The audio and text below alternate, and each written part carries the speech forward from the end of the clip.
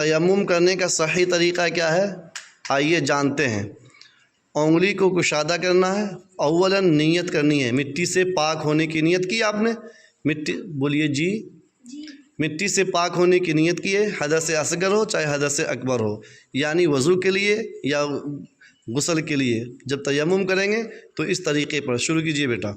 انگلی کو کشادہ رکھے، آگے ماریے، پیچھے گھسکائیے، ٹھیک ہے، ہاتھ جھاڑیے، اس کے بعد پورا چہرہ پر مسح کیا جائے گا۔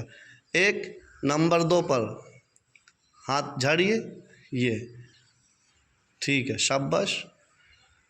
انگلیوں کا خلال کیا جائے گا، انگلیوں کا خلال کیا جائے گا۔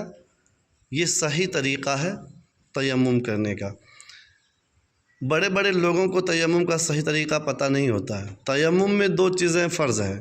نمبر 1 پاک مٹی پر ہاتھ مار کر چہرے پر پھیرنا، نمبر 2 پاک مٹی پر ہاتھ مار کر دونوں ہاتھ کونیوں سمیت پھیرنا۔ شرط ایک ہے کہ نیت کرنا، جب تک نیت نہیں کریں گے مٹی سے پاک ہونے کی تب تک آپ کی تیمم نہیں ہوگی۔ اس لیے اس بات کا خیال رکھیے، اس میسیج کو عام کیجیے، لوگوں